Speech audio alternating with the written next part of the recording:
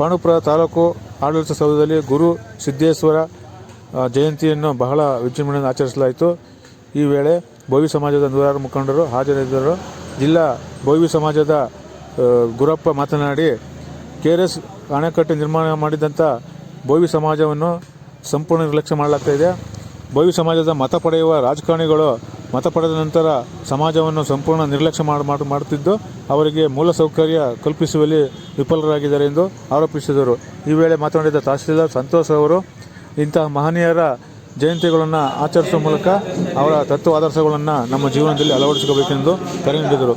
ಈ ವೇಳೆ ಪುರಸಭಾ ಸದಸ್ಯ ಶಿವಕುಮಾರ್, ದಶಾಂಶ ಮುಖಂಡರಾದ DK ಅಂಕಯ್ಯ, MV ಕೃಷ್ಣ, ತಾಲೂಕ್ ಪಂಚಾಯತಿ EO ಲೋಕೇಶ್ ಮೂರ್ತಿ, MS ಮಂಜುನಾಥ್ ಇತರರಿದ್ದರು.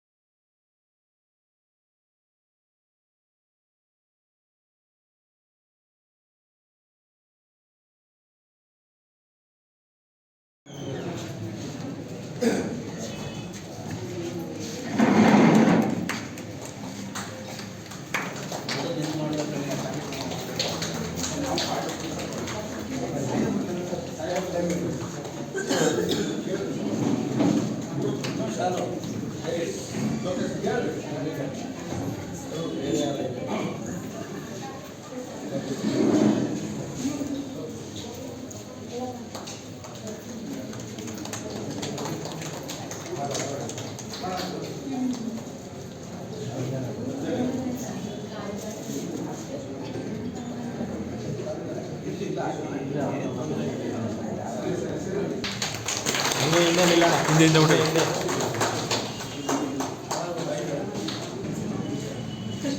ಮೋಹನ್ ಬನ್ನಿ.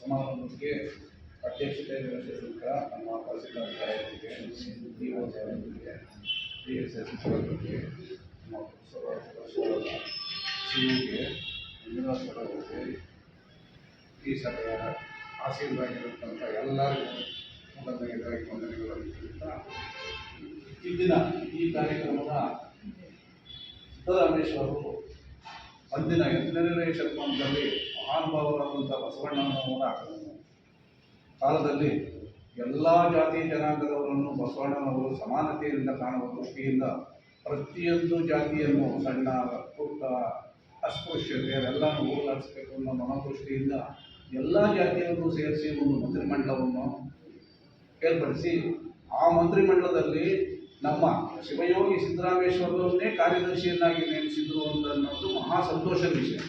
ಕಾರಣ ಇವರು ಮಹಾಜ್ಞಾನಿಯಾಗಿದ್ದರು, ಬುದ್ಧಿವಂತರಾಗಿದ್ದರು. ಆ ಕಾರಣಕ್ಕೆ ಮಹಾನುಭಾವ ಬಸವಣ್ಣವರೇ ಇವರನ್ನು ಆ ಮಂತ್ರಿಮಂಡಲಕ್ಕೆ ಕಾರ್ಯದರ್ಶಿಯನ್ನಾಗಿ ನೇಮಿಸಿದ್ರು.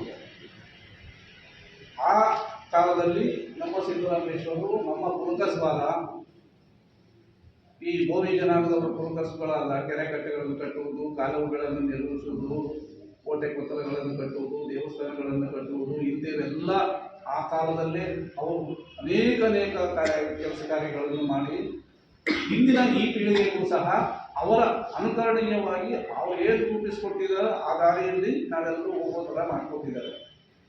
ಆದರೆ ಇಂದು ಆ ಭೋವಿ ಸಮಾಜಕ್ಕೆ ಏನೋ ಒಂದು KRS ಡ್ಯಾಮ್ ಕಟ್ಟುವಾಗಲೂ ಮುಖ್ಯ ಎಲ್ಲ ಕಾರ್ಯಕ್ರಮಗಳಲ್ಲೂ ಮುಖ್ಯ ಪಾತ್ರ ವಹಿಸಿದ್ದಂಥವರು ಭೋವಿ ಜನಾಂಗಗಳು.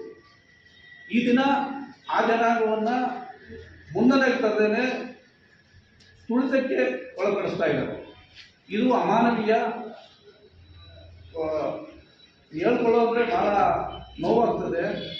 ಸುಮಾರು 70 ವರ್ಷಗಳಿಂದ ಕೆರೆಕಟ್ಟೆ KRS ಡ್ಯಾಮ್ ಕಟ್ಟಲು ಬಂದಂಥ ಜನರಿಗೆ ಅವರು ಇನ್ನೂ ವಸತಿ ಸೌಕರ್ಯ ಕಲ್ಪಿಸಿಲ್ಲ, ಹಕ್ಕುಪತ್ರಗಳನ್ನು ಕೊಟ್ಟಿಲ್ಲ. ಒಂದು ಸ್ಮಶಾನ ಯಾರು ಸತ್ತೋದ್ರೆ ಕಾಲುವೆ ಏರಿ ಮೇಲೆ ಎಲ್ಲೋ ರೋಡಲ್ಲಿ ನೀರಲ್ಲಿ ಸ್ಮಶಾನ ದಹನ ಕಾರ್ಯಕ್ರಮಗಳನ್ನು ಮಾಡ್ತಾ ಇದ್ದಾರೆ.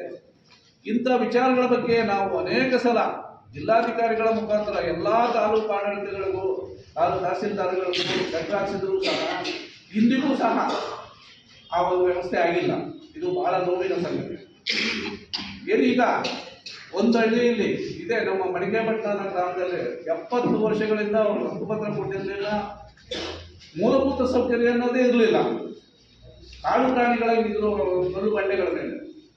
ಅದನ್ನೆಲ್ಲ ಇವತ್ತು ನಾವು ಸಂಘಟನೆ ಮುಖಾಂತರ ಮಾನ್ಯ ತಹಸೀಲ್ದಾರ್ ಅವರ ಇದರಲ್ಲಿ ಜಿಲ್ಲಾಧಿಕಾರಿಗಳ ಮುಖಾಂತರ ಇಒ ಸಾಹೇಬರ ಮುಖಾಂತರ ಆ ಕೆಲಸ ಕಾರ್ಯಗಳನ್ನೆಲ್ಲ ನೀಟಾಗಿ ಮಾಡಿಸಿ ಇವತ್ತು ಆ ಗ್ರಾಮವನ್ನು ನೋಡೋದಕ್ಕೆ ಅಷ್ಟು ಚೆನ್ನಾಗಿ ಕಾಣ್ತಾ ಇದೆ. ಆ ಮಟ್ಟಕ್ಕೆ ಮಾಡಿದ್ದಾರೆ.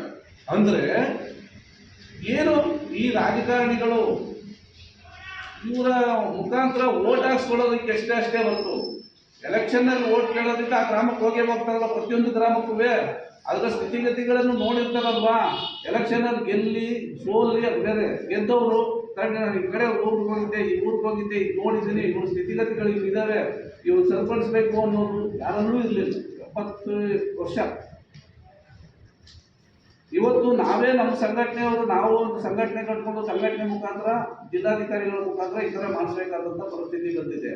ಹಾಗಾಗಿ ದಯಮಾಡಿ ಅಧಿಕಾರಿಗಳು ಗೋವಿ ಜನಾಂಗಕ್ಕೆ ಏನು ಅನ್ಯಾಯ ಆಗ್ತಾ ಇದೆ ಅನ್ನೋದ್ರ ಬಗ್ಗೆ ಸ್ವಲ್ಪ ಗಮನ ಹರಿಸಿ ಅವ್ರು ಸರಿಪಡಿಸಿ ಅವ್ರಿಗೆ ಅನುಕೂಲ ಮಾಡಿಕೊಡ್ಬೇಕು ಅಂತ ನಾನು ಕೋರ್ಕೊಳ್ತೀನಿ. ಮೊದಲನೇದಾಗಿ ನಮ್ಮ ಕೋರಿಕೆ ನಮ್ಮ ಜನಾಂಗಕ್ಕೆ ನಾನು ಅನುಕೂಲ ಆಗಲಿ ಅನ್ನೋ ದೃಷ್ಟಿಯಿಂದ ಈ ಕೋರಿಕೆಯನ್ನು ಅಧಿಕಾರಿಗಳ ಮುಂದೆ ಇಡ್ತಾ ಇದ್ದೀನಿ.